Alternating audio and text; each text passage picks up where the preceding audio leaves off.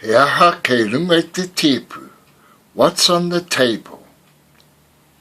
Lay items on the table from left to right in front of you in the following order. 1. Cup. 2. Spoon.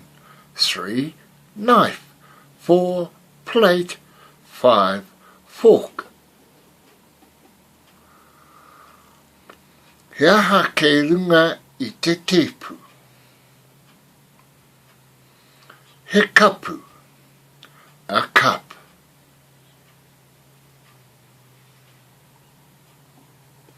He pune.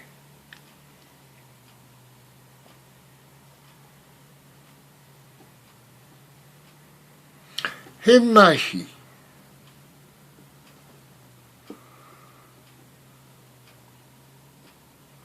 He pireti.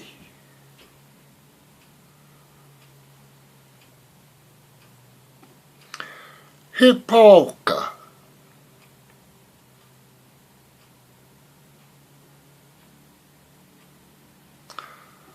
Homai he kapu.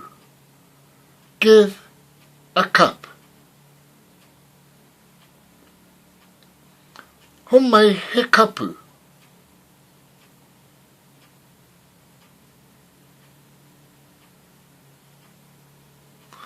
Homai he pune.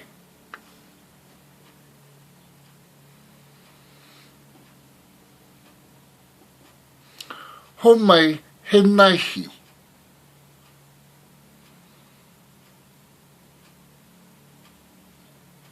Homai he pireti.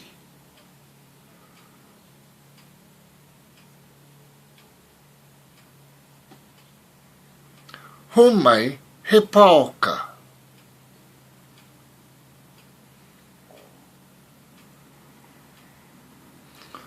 Homai he kapu māku. Give me a cup.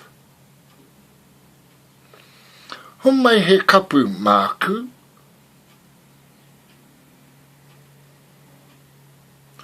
Homai he pune māku.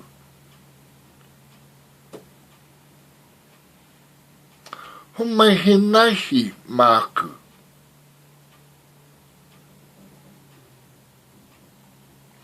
Homai he pireti māku. Homai he pauka māku.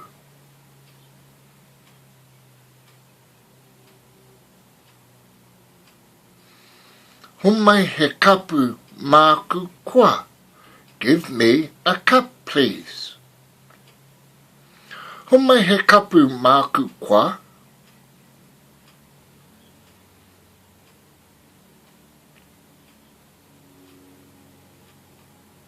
Homai he pune māku kwa.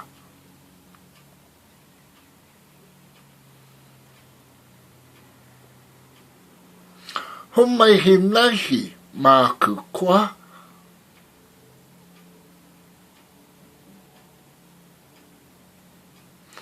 Homai he pireti māku kwa.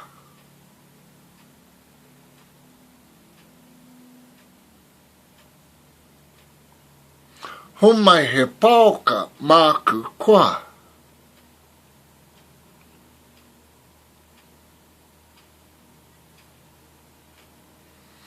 Anei he kapu. Here's a cup. Anei he kapu. Anei he pune.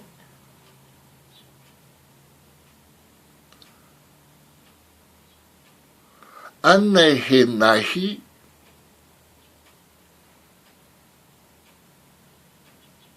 Anei he pireti.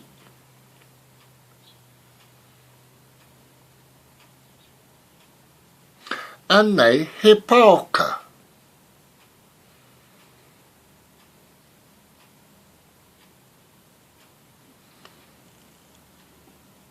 Anei he kapu mau. Here's a cup for you.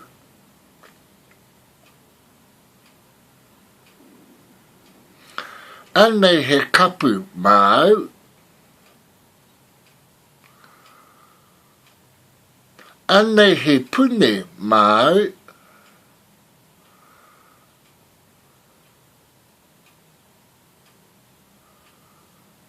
Anei he naihi mau.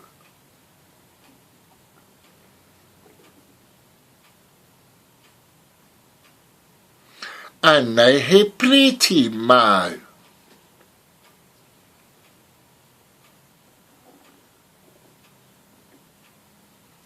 Anei he pauka mau.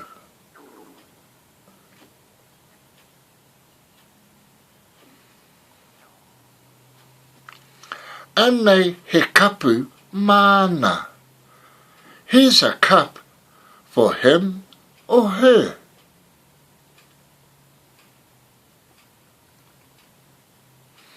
Anei he kapu mana.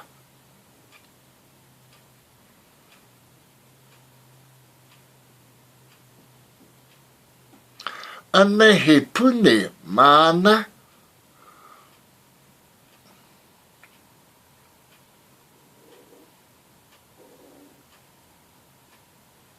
Anei he naihi mana.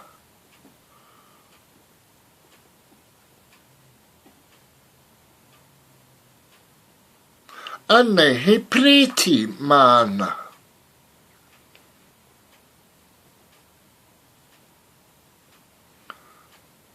Anei he pauka mana.